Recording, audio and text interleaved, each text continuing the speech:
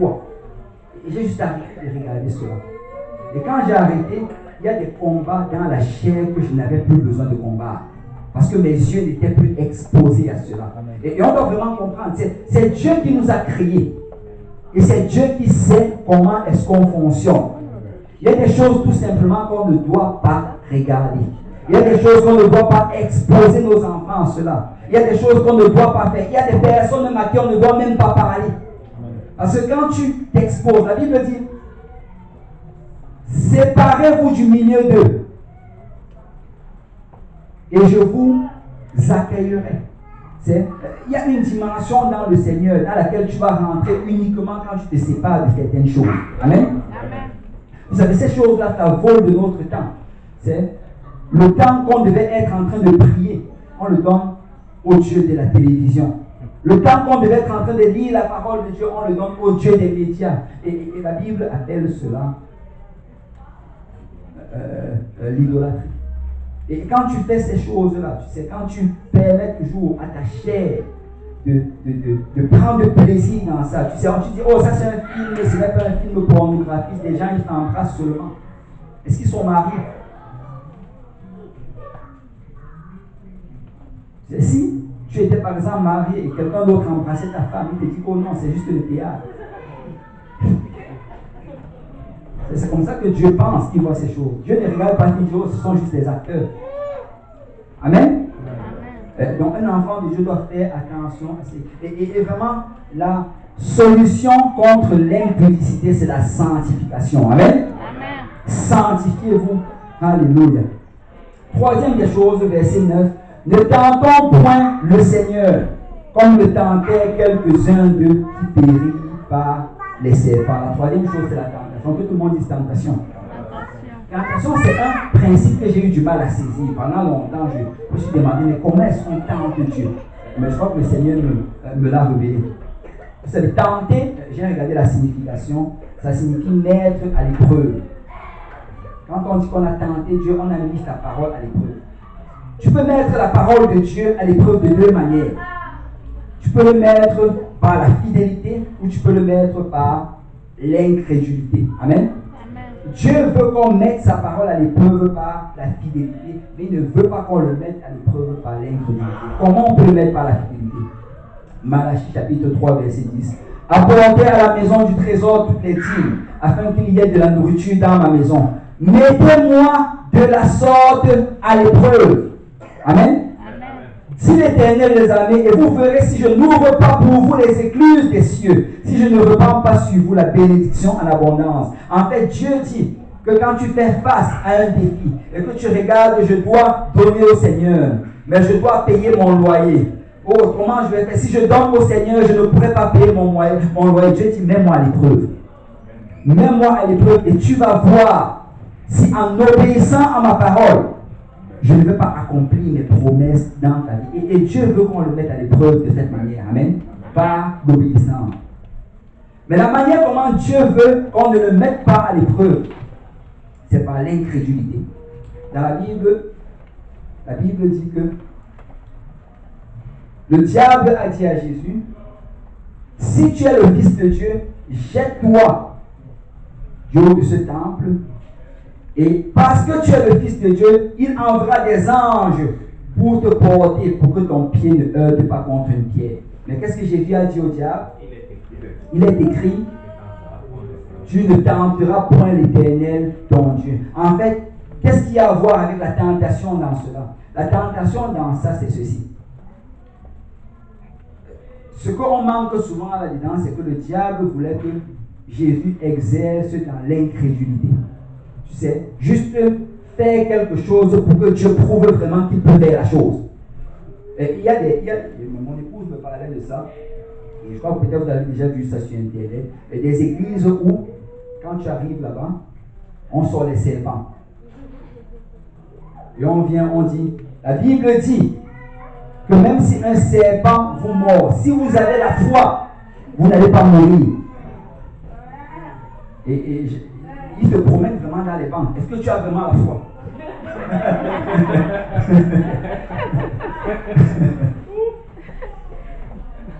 Et les gens se font mordre.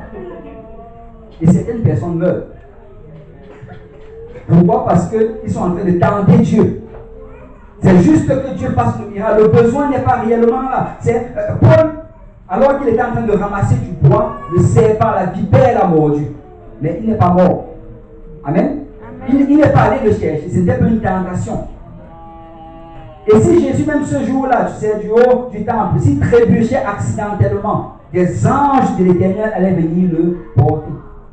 Mais quand tu veux juste faire une chose, juste pour que Dieu le fasse, pour montrer aux autres, ou bien pour te montrer à toi-même, la Bible a un problème avec cela. Dieu dit que tu es en train de me tenter.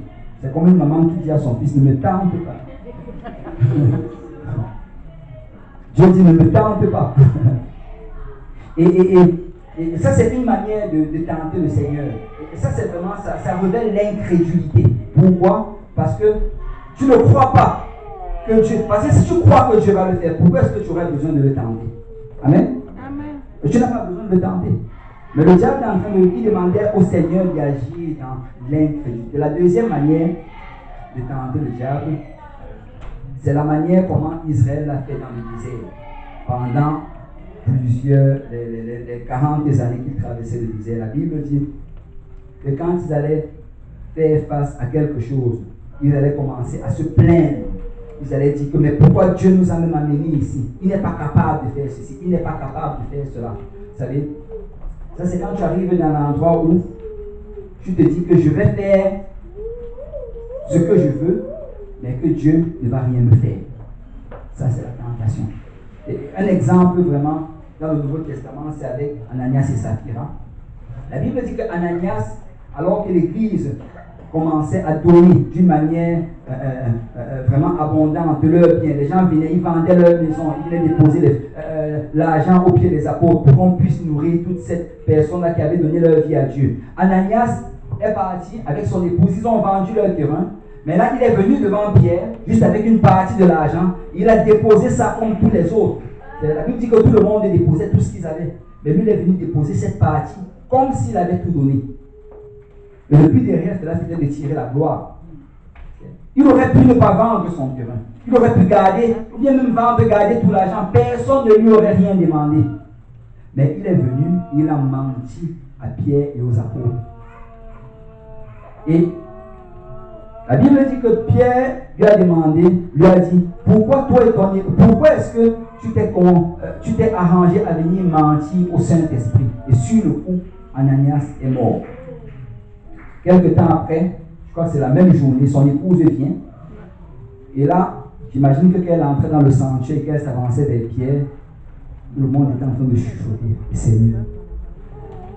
Et elle marche, elle arrive vers Pierre, et Pierre la regarde. Pierre lui demande, l'argent que ton époux a donné aujourd'hui, est-ce que c'était l'argent de tout le champ?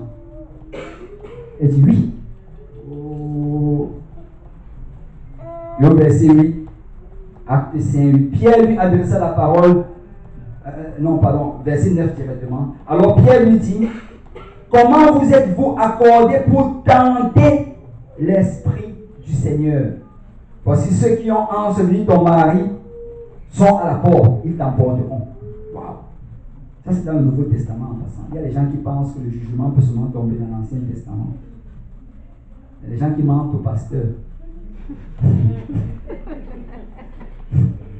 Mais la Bible dit qu'en faisant cela, ils étaient en train de tenter Dieu. Et c'est quoi tenter Dieu ici? C'est faire des choses, tu sais, et se dire que dans tous les cas, Dieu ne va rien faire. Et c'est ça qu'ils avaient fait. On va aller mentir à Pierre, on va mentir aux apôtres. Dans tous les cas, Dieu ne va rien faire. Et il y a des gens qui vivent comme ça aujourd'hui. La parole de Dieu dit, ne faites pas ceci, ne faites pas cela. Mais tu te dis dans tous les je vais quand même faire. Même si tu ne te le dis pas, tu le fais quand même. En te disant que Dieu est bon. Il ne va rien faire. Mais la Bible dit, ne tentez pas le Seigneur. Amen. Vous savez, la Bible dit que Dieu c'est un guerrier. Dieu c'est quelqu'un qui va toujours relever un défi. Si tu le tentes, tu le provoques, il va se lever. Et il ne manque jamais un défi. Donc faisons attention dans notre marche avec le Seigneur. Que la grâce ne soit pas utilisée pour vivre dans le péché. Amen. Que la grâce de Dieu ne soit pas une justification pour vivre une vie d'iniquité. Parce qu'on ne doit pas tenter le Seigneur. Amen. Alors comment vivre une vie dans laquelle on ne tente pas le Seigneur? Il faut vivre une vie de complète honnêteté dans le Seigneur. Amen. Que notre vie soit un livre ouvert devant le Seigneur. Ne vivons pas dans le mensonge. Tu n'as pas besoin d'impressionner ton frère ou d'impressionner ta soeur. Amen. Tu n'as pas besoin de mentir ou bien de faire toutes ces choses. Juste si tu n'y arrives pas encore, demande de l'aide. On va prier pour toi. Amen. Si tu n'y arrives pas, viens voir le pasteur, demande de l'aide. On va te montrer dans la parole comment faire. Mais ne viens pas dans la maison de Dieu et tu fais comme si. Alors qu'à l'extérieur, tu es en train de vivre dans l'iniquité. La quatrième et dernière chose, verset 10, ne murmurez point comme murmuraient quelques-uns de qui périt par l'exterminateur. L'exterminateur. Ne murmurez pas, sinon vous allez périr par l'exterminateur. C'est quoi la murmure? La murmure, la Bible dit, on ne va pas prendre le temps de trop regarder dans la parole de Dieu, mais je crois que vous savez c'est quoi murmurer. Murmurer, c'est prononcer des choses, mais doucement, dans le dos des gens, par exemple. La Bible te dit que dans plusieurs endroits, alors qu'ils traversaient le désert, quand ils allaient faire face à des difficultés, ils allaient aller dans leur tente, dans leur maison. Ils allaient mal parler contre Moïse.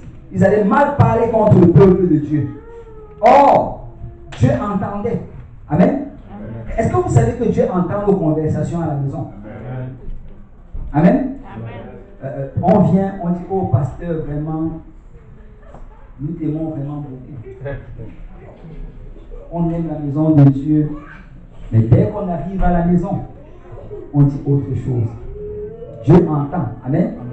Moïse n'entendait pas, mais Dieu entendait. Et très souvent, quand il faisait cela, une plaie tombait sur Israël et ça commençait à frapper ces personnes. Et après, ils allaient encore même voir ce même Moïse, et Moïse priait pour eux. Et certains d'entre eux étaient sauvés. Parce que Dieu entend. Quand tu te lèves contre l'homme de Dieu, ou que tu te lèves contre l'église de Dieu, Dieu prend cela personnel. Il le prend personnel. Il dit à Paul, Paul, pourquoi me persécutes-tu? C'est une chose personnelle. Amen. Parce que l'église, c'est son corps. Alors faisons attention de ce que nous disons par rapport à nos frères et à nos sœurs et par rapport à l'église de Dieu. Amen. Vous savez, peut-être l'église n'est pas parfaite, mais c'est la meilleure chose sur la face de la terre. Il n'y a rien de plus beau que l'église. Vous savez, Dieu, quelqu'un l'a dit, Dieu il a pris, il a utilisé ses mains. Non, même pas il a utilisé sa voix pour bâtir tout ce que tu vois sur cette terre. Dans ce qui concerne l'église, il a dû verser de son sang. Parce que c'est la chose qui est la plus précieuse à ses yeux. Amen. Donc je vais juste te dire à quelqu'un ce matin, alors que nous traversons le désert, dans ces moments-là de désert, rappelle-toi de ceci. Ne vis pas dans l'idolâtrie. Que Dieu demeure premier. Amen. Ne vis pas dans l'impudicité. Sanctifie ta maison. Amen. Sanctifie ta maison. Amen. Sanctifie ta maison.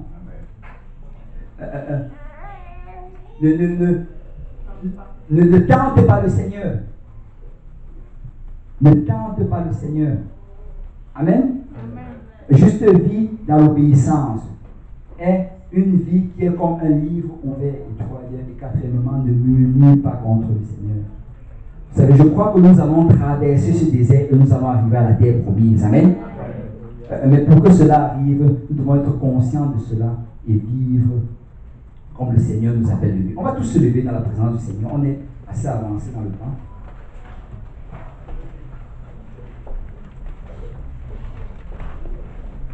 Je vais finir avec Deutéronome chapitre 25. Deutéronome 25, juste deux versets d'écriture, 17 et 19. Vous savez, la traversée du désert,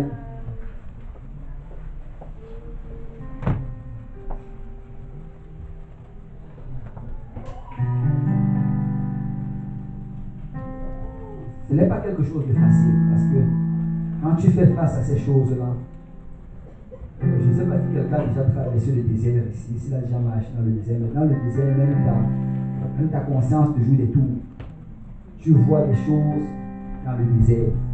Tu expérimentes des choses dans le désert. Tu ressens certaines choses dans le désert. Et quand nous faisons face à un désert dans notre vie, alors que nous traversons tout cela, nous sommes plus tentés que jamais auparavant. Et la Bible dit qu'aucune tentation, ça c'est dans le même passage, il dit aucune tentation qui nous est survenue n'est au-delà de nos forces. Donc, si Dieu te place dans ce désert, si il permet que tu traverses le désert, c'est parce qu'il sait que tu as la force et l'habilité d'y arriver. C'est qu'il ne l'a pas donné à ton frère, il ne l'a pas donné à ta soeur. Si ta soeur traversait le même désert, elle allait abandonner. Amen. Elle allait abandonner. Mais il sait que toi, tu vas y arriver.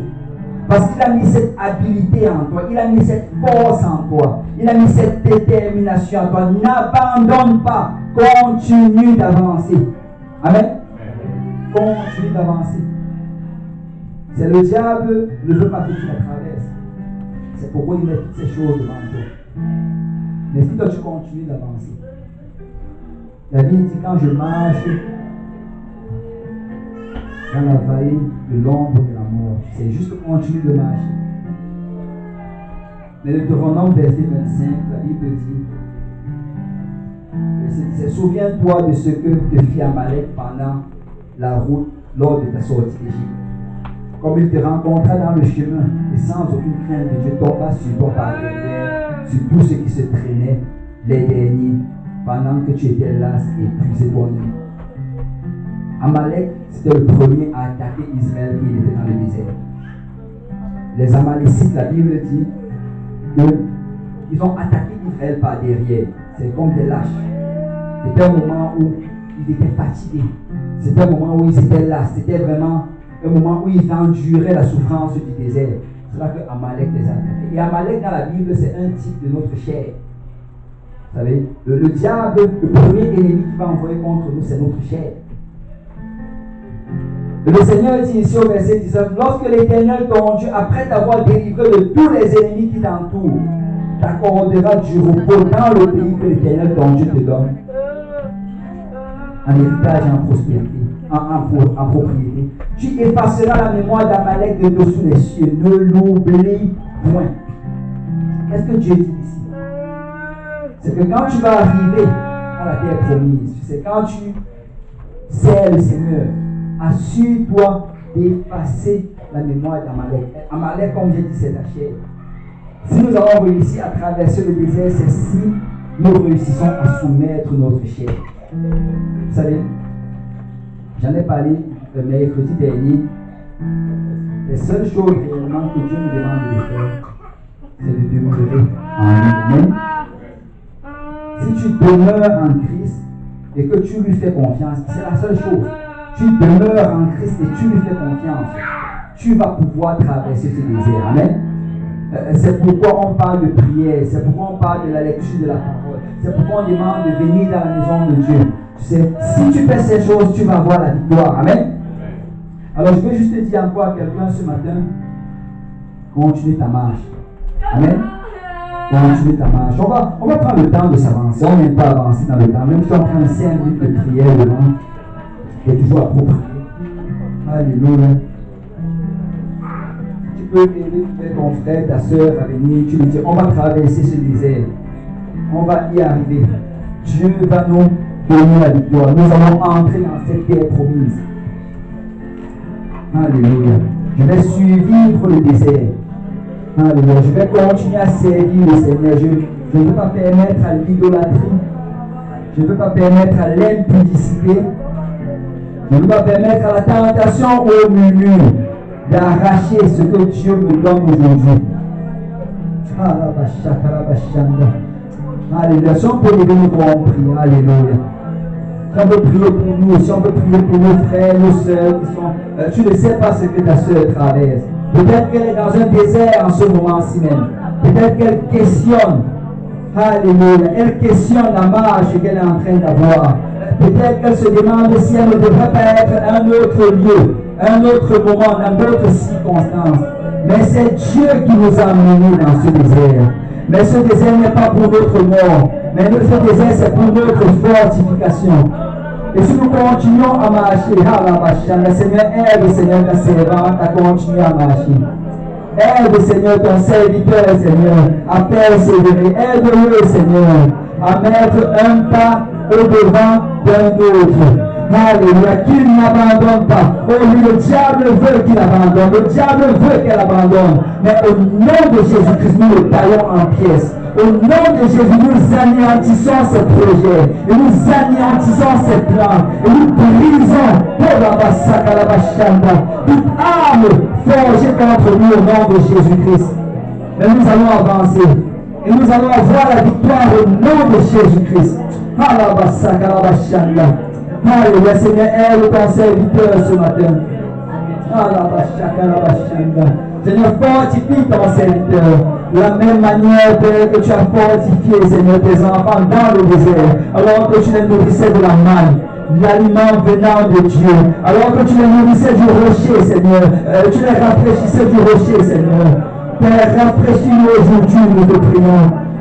Oh, rafraîchis tes enfants, Seigneur. Que celui qui voulait abandonner n'abandonne pas au nom de Jésus-Christ.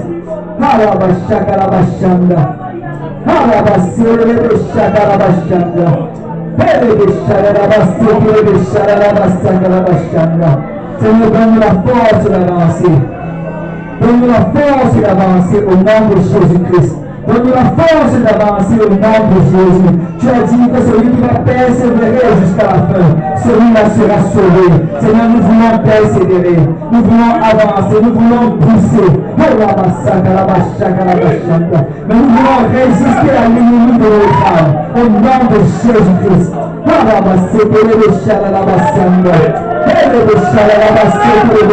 Oui, Seigneur, oui, nous recevons au nom de Jésus. Oui, nous recevons au nom de Jésus-Christ.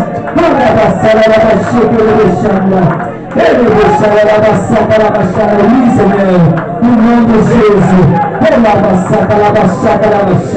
Parce que la puissance vient de Jésus. La puissance vient de Jésus. Seigneur, rafraîchis ton peuple en ce jour.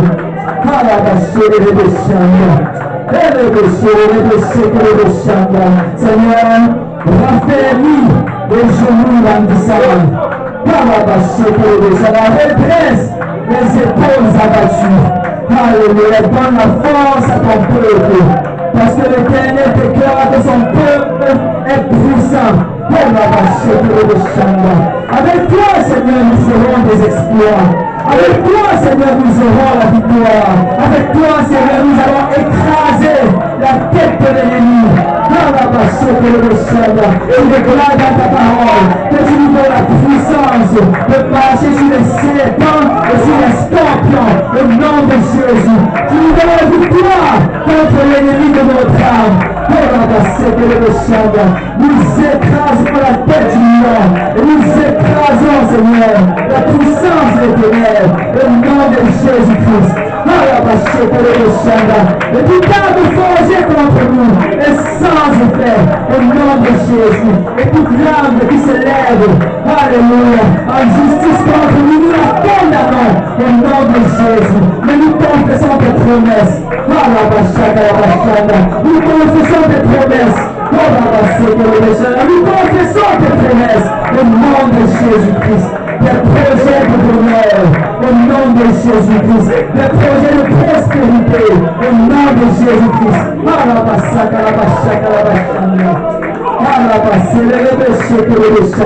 Papa, nous réclamons, Seigneur, chacune de tes promesses. La guérison au nom de Jésus-Christ.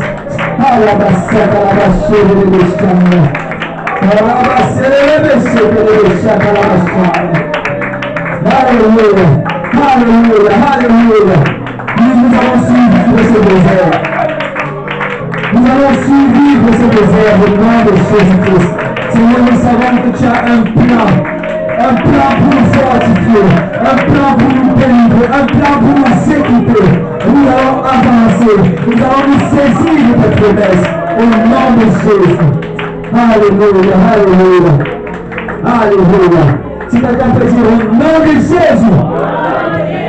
Alléluia. Peut-être si on peut le déclarer, si on peut dire au nom de Jésus. Au nom de Jésus. Au nom de Jésus. Au nom de Jésus. Et que si tu peux visualiser cette chose-là qui te lève du trouble. Et si tu peux ordonner au nom, encore une fois, au nom de Jésus. Au nom de Jésus. Au nom de Jésus. Au nom de Jésus. Au nom de Jésus. Si on peut battre une main pour le Seigneur. Alléluia. Alléluia. Alléluia. Tout avec ton voisin, nous allons suivre ce désert. Nous allons avoir la victoire. La victoire nous est garantie. Alléluia. Ça prend juste de marcher. Ça prend juste de persévérer. Et nous allons avoir cette victoire au nom de Jésus. Alléluia.